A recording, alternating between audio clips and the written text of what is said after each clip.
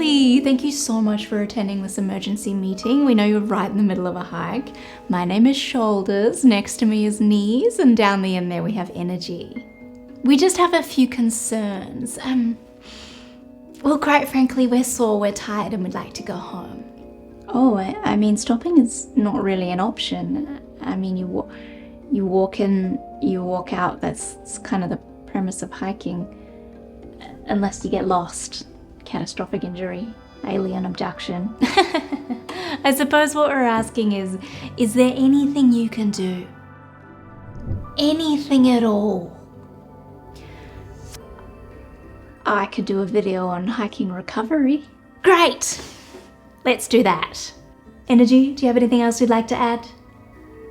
This video is sponsored by Chorus. Shall we?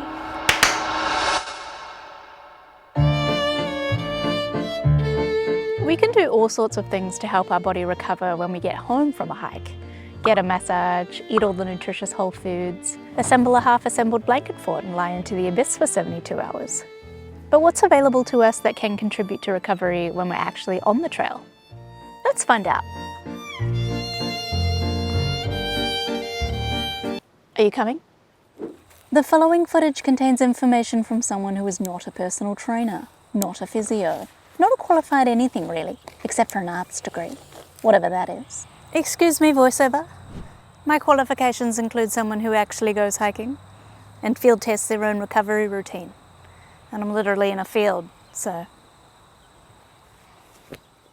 Viewer discretion is advised. I'm going to show you a bunch of things you can test out and put into your end-of-day routine if it feels right for you. Along the way, we're also going to take a look at some recovery metrics available to us on the Chorus Watch that can help inform some of our decisions. I do this every single night on a hike, and it's the last thing I do in my tent before going to sleep. But there are a few variations of how you can do this. The variation I use the most is Tiger Balm. Put some on your finger and work it into any tight spots with your hands. Even if nothing is sore, I do this anyway. Tiger Balm generates a little bit of heat and you just feel better for it. The next variation is a substitute for one of these roller sticks. I use this all the time at home. And what do we have with us on a hike that could fulfill the role of being a stick? Can I answer that question? Yes?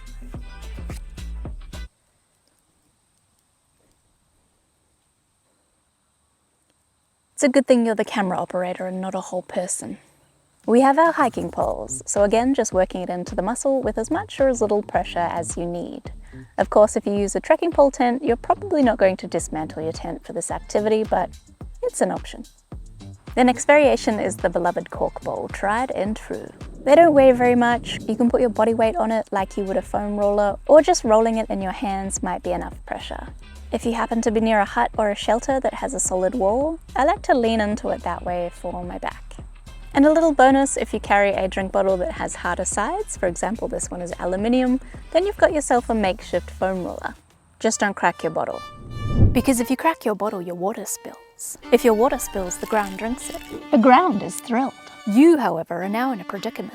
First comes thirst, followed by a headache, then the hallucinations. A tree that seems to know your full name. Hour by hour, you're writing your last wishes in the dirt. Search and rescue finds you days later, fetal position, clutching that very same bottle to your chest. Empty. Which brings us to number 2. Here is a fancy quote I found for you from a research paper. Where a second exercise bout has to be performed, replacement of sweat losses is an essential part of the recovery process. Exercise performance will be impaired if complete rehydration is not achieved.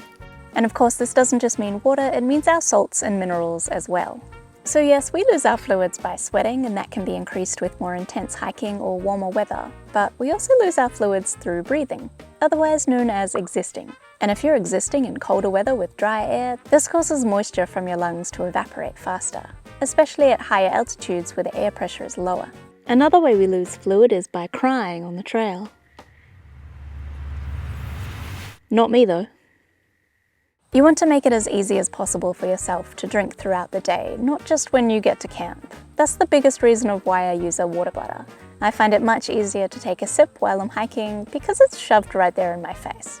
If you are someone who struggles to drink throughout the day and you don't like bladders, then I'd give this a go. A hose that attaches to your water bottle. I've never used it myself, but I think it's a pretty happy middle ground. Bringing along electrolytes should be a standard part of your kit, just as you would bring food. I personally have a dedicated bottle of electrolytes that I drink throughout the day, and if there are any left over by the time I reach camp, I make sure to finish it. Other people's approach is to have an electrolyte drink when they reach camp. And Chorus is going to weigh in on this too. There is a metric we're all familiar with called resting heart rate. How many times your heart beats per minute. But did you know that when you're dehydrated, your heart has to work harder to stabilize blood flow? And as a result, your heart rate runs higher.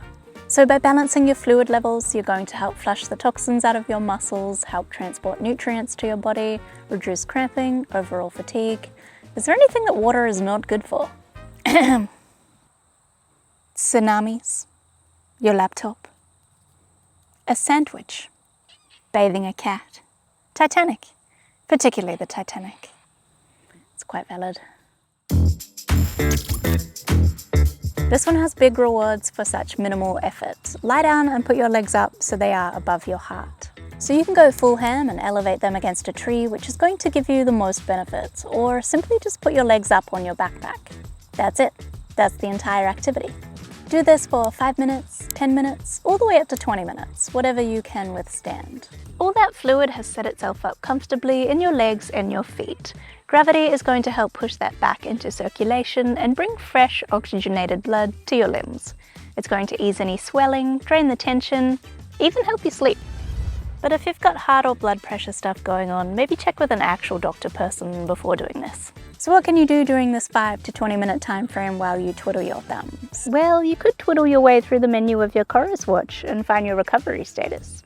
This is going to give you a percentage on how well you are recovered, ready for your next session. And you don't always have to be 100%. So this is me sailing along in my regular life, doing weight training, HIIT training. I'm able to recover pretty quickly. And then, oh my gosh, Hayley, what on earth is happening here? This was my trip to America. So this first red dot here, that is my hike to Half Dome in Yosemite National Park. Recovery status, 0% the next day, only 27%. The 3 red guys down here, this is my 3-day hike in the Grand Canyon. Bit better recovered after that one. It gives you more awareness in the form of data. I just find this stuff fun so you can see how it corresponds in real life.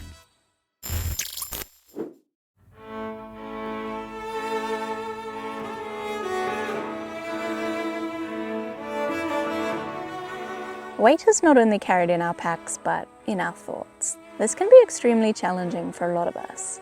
Sit there, do nothing, think nothing. Let the inside catch up with what's on the outside. You have the opportunity to do this in the most healing place possible, out in nature. And how often do we do that? Ground ourselves, body and mind. They're not separate. Try it. And if it feels weird, then call me a tree hugger woo-woo and try again. And if you still don't feel better for it, may I suggest hugging an actual tree? And your watch doesn't forget about this either. Your body's nervous system has 2 modes. Sympathetic, fight or flight. Think stress, active, drop bear invasion. And parasympathetic, rest and digest. Think calm, breathing, chilling in a field. There is a metric on here called overnight HRV, heart rate variability. It's the tiny gap between each heartbeat and is measured while you sleep. Taking the time to ground yourself is a direct lever which flips you from sympathetic to parasympathetic, which raises HRV, which is generally a good thing. It is a very specific measurement to you, and you can use it to monitor how your nervous system is responding to a hike. Nutrition is a hard one for hikers because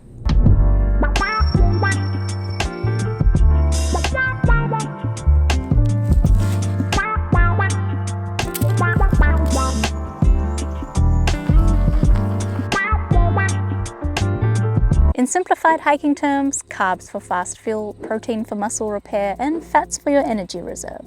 In the same way you might think about your macros in your regular life, if you could pay a tiny bit of extra attention to these while hiking, you might feel that tiny bit of extra benefit. Cheers! Cheers! I'm not perfect. I'm usually going to favor weight when it comes to hiking food, but here are a few things I do to try and address this. I'm always bringing something in fresh, at least for that first day. Usually that's fruit, broccoli, spinach, beans. Another thing I do is making your own dehydrated food. Yes, some of the nutrients can be lost in the dehydration process, but I still think that's better when you know exactly what has gone into your food. So you're not always eating stabilizer this, preservative that. In saying that, some of those freeze-dried meals are awesome, and I love having a mix of both on my trips, so pick one smashed full of protein. Another thing I do is in my morning breakfast, instead of using milk powder, I will use protein powder.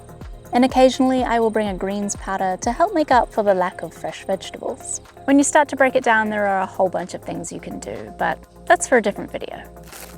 And besides, these are delicious.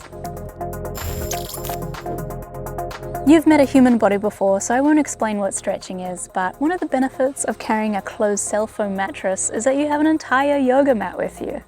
I do a full body stretching sequence every night of a hike. I find it really helps with mobility and just makes it feel like I did something to save myself. You may have seen in previous hiking videos I've got time lapses or jump cuts of stretching, but I did just post a video last week of my full stretching routine that you can follow along in real time. So whenever you're on a hike and you can't be bothered to stretch, we can do it together. Stop, stop, stop, stop. Stop.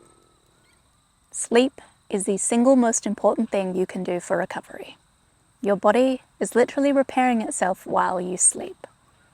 The only problem is, when we're out here... Are you cold? Are you hot? Did I turn the oven off? What time is it? Sleep is one of those things that we don't always have control over, which is extremely unfortunate for how powerful it is. Sleep science is something I am incredibly passionate about. I have previously made an entire video on how you could sleep better out on your backpacking trips. And you bet Chorus is going to show you a shiny graph the following morning. You'll be able to see a breakdown of your deep sleep, which mostly happens in the first half of the night, and among many things is responsible for physical restoration. You'll be able to see your REM sleep, which happens more so in the second half of the night and is responsible for things like memory consolidation and emotional regulation. Tracking your sleep while hiking can just be seen as a personal challenge. Can you improve your quality or duration of sleep on your hiking trips? You just want to protect your sleep as much as possible. If you need to carry in a slightly heavier mattress because you find that more comfy, please do it. If you need to wear earplugs, if you need to move to Australia so no mountain lions will attack you at nighttime, please do that too. My two little bonus tips for you is take a glance at what you've got planned for the following day, so it's not on your mind when you fall asleep. This means you can start early and have plenty of rest breaks. To meander is a skill. I'd also recommend to start your morning with a bit of a warm-up or dynamic stretches. There are other metrics that come into play when it comes to recovery, like base fitness, training load, training status. The point of all this is just to make you have FOMO of utilizing your Chorus watch for recovery. You can take a look at this data and think, you know what, maybe I will elevate my legs for 5 minutes. Consider checking out Chorus, ideally with money. If you purchase using my affiliate link, then I'll have evidence of a successful partnership, and both myself and the team at Chorus can fall asleep without having night terrors. While you're recovering, check out these videos. Here is my stretching routine that you can follow along in real time. And here is a video that YouTube thinks you'll like. Okay, bye.